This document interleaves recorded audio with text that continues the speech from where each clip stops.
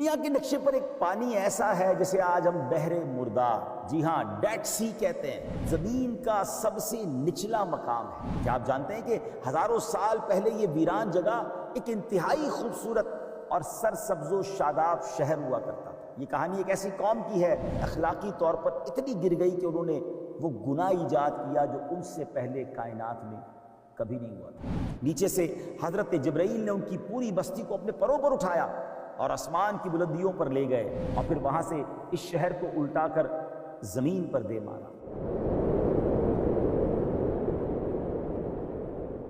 الحمدللہ رب العالمین والصلاة والسلام علی خاتم النبیین، اما بعد فاعوذ باللہ من الشیطان الرجیم، بسم اللہ الرحمن الرحیم۔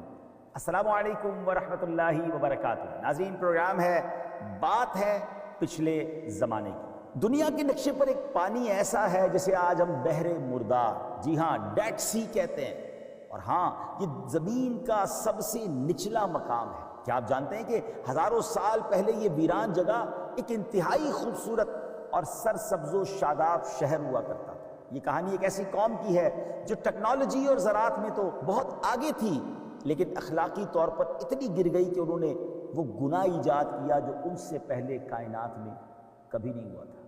پھر ایک صبح ایسی آئی کہ جب سورج نکلنے سے پہلے پوری کی پوری بستی کو زمین سے اکھاڑ کر آسمان کی طرف اٹھایا گیا اور پھر بلندی سے نیچے الٹا پٹخ دیا گیا۔ وہ کون سی نفسیاتی چال تھی جو شیطان نے ایک خوبصورت لڑکے کے روپ میں آ کر چلی، اور اس کی قوم کے وہ 33 جرائم کیا تھے جن کی وجہ سے ان پر پتھروں کی بارش ہوئی۔ آج کے اس پروگرام میں ہم اس عبرتناک داستان سے پردہ اٹھائیں۔ حضرت لوط علیہ السلام جس قوم کی طرف رسول بنا کر بھیجے گئے، وہ اپنے وقت کے بدترین گناہوں، بری عادات اور قابل نفرت افعال میں مبتلا تھی۔ یہاں ان کے اعمال و افعال کی اب ایک فہرست سماعت کیجیے۔ ناظرین، ان میں سے میں چند ان کے گناہ بتاتا ہوں، اتنی طویل فہرست ہے، چند بری عادتیں سنیے گا۔ کفر و شرک کرنا، اللہ کے نبی علیہ السلام یعنی حضرت لوط علیہ السلام کی تکذیب کرنا، ان کی باتوں کو جھٹلانا، واجب حقوق کی ادائیگی میں بخل کرنا، صدقہ نہ دینا، مسافروں کی حق تلفی کرنا، ان پر ظلم و ستم کرنا، ان سے بھتہ وصول کرنا، مسافروں کا مال لوٹ لینا، ان سے زبردستی بدفعلی کرنا، اللہ اکبر، چغل خوری کرنا، ناجائز لباس پہننا، گانے باجے کے آلات بجانا، شراب پینا، لوگوں کے سامنے برہنہ ہو جانا، مجلسوں میں فحش باتیں کرنا، یہ ان کے بہت سارے گناہوں میں سے چند گناہوں کی فہرست ہے۔ اے میرے پیارے اسلامی بھائی، اب ذرا غور کریں کہ اب جو ان کے گناہ ہم نے کچھ سنے، ہمارے معاشرے میں یہ برائیاں نہیں آتی جا رہی؟ اللہ اکبر، اللہ کرے کہ ہم بات سمجھ جائیں اور اللہ ہدایت نصیب فرمائے۔ قوم لوط میں ہم جنس پرستی کی ابتدا سے متعلق علماء تاریخ اور مفسرین نے لکھا ہے کہ اس قوم کی بستیاں بہت آباد اور نہایت سرسبز و شاداب تھیں۔ وہاں طرح طرح کے اناج اور پھل میوے بکثرت پیدا ہوتے تھے۔ اس خوشحالی کی وجہ سے اکثر دوسرے علاقے کے لوگ مہمان بن کر ان کی آبادیوں میں آیا کرتے اور یہاں کے باشندوں کو ان کی مہمان نوازی کا بوجھ اٹھانا پڑتا تھا۔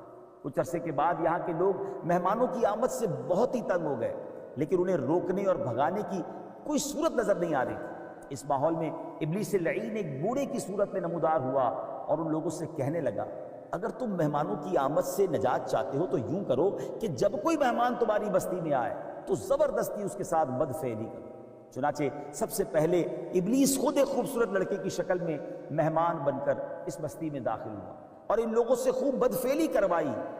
اللہ اکبر، اور اس طرح یہ فعل بد ان لوگوں نے شیطان سے سیکھا۔ پھر رفتہ رفتہ یہ لوگ اس برے کام کے اس قدر عادی بن گئے، حضرت لوط علیہ السلام اس قوم کے پاس رسول بن کر تشریف لائے۔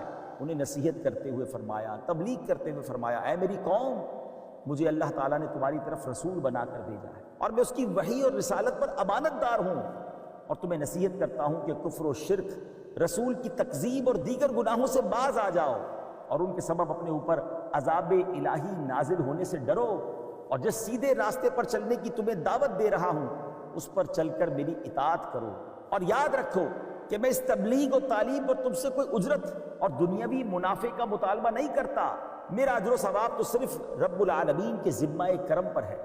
اس کے علاوہ آپ علیہ السلام نے ان لوگوں کی سب سے بری عادت پر تنبیہ کرتے ہوئے فرمایا کہ کیا مخلوق میں تم ہی اس حرام و خبیث کام کے لیے رہ گئے ہو کہ مردوں کے ساتھ بدفعلی کرو؟ تم اس برے عمل کی وجہ سے حد سے بڑھ چکے ہو۔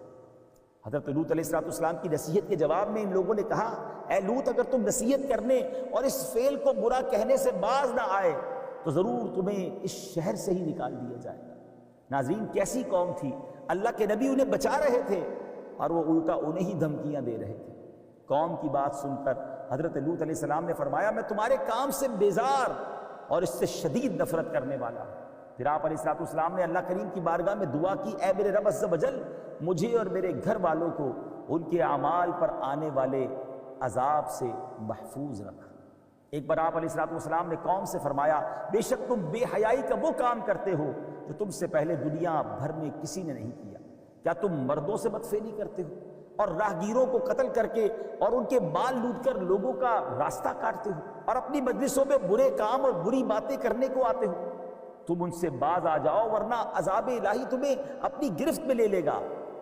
اس کے جواب میں قوم نے مذاق اڑانے کے طور پر کہا، اگر تم اس بات میں سچے ہو کہ یہ افعال کبھی اور ایسا کرنے والے پر عذاب نازل ہوگا تو پھر اللہ کا عذاب ہم پر لے آؤ۔ حضرت لوط علیہ السلام نے جب دیکھا اور اس قوم کے راہ راست پر آنے کی کوئی امید نہ رہی تو آپ نے اللہ کی بارگاہ میں عرض کی، جو وہ عرض کی وہ قرآن میں موجود ہے۔ آئیے سنتے ہیں۔ قال رب انصرني على القوم المفسدين۔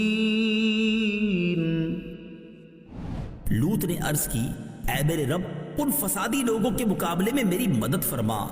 حضرت لوط علیہ السلام کی قوم ہمیشہ کے لیے عذاب میں مبتلا ہوئی، یعنی ان کا دنیاوی عذاب برزخی عذاب سے اور برزخی عذاب اخروی عذاب سے ملا ہوا ہے، لہذا نفس عذاب دائمی اور قائم ہے، یعنی یہ مسلسل عذاب میں ہے۔ اللہ اکبر! کیا فرماتا ہے قرآن اس بارے میں؟ وَلَقَدْ أَنذَرَهُمْ بَطْشَتَنَا فَتَمَارَوْا بِالنُّذُرِ وَلَقَدْ رَاوَدُوهُ عَنْ ضَيْفِهِ فَطَمَسْنَا أَعْيُنَهُمْ فَذُوقُوا عَذَابِي وَنُذُرِ وَلَقَدْ صَبَّحَهُمْ بُكْرَةً عَذَابٌ مُسْتَقِرٌّ فَذُوقُوا عَذَابِي وَنُذُرِ۔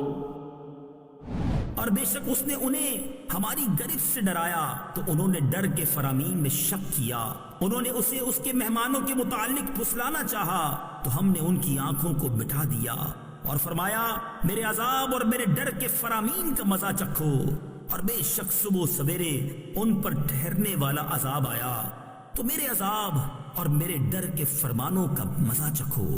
قوم لوط کی بستیوں کی تباہی اور بربادی کی واضح نشانیاں بعد میں آنے والے لوگوں کے لیے بطور عبرت باقی رکھی گئی۔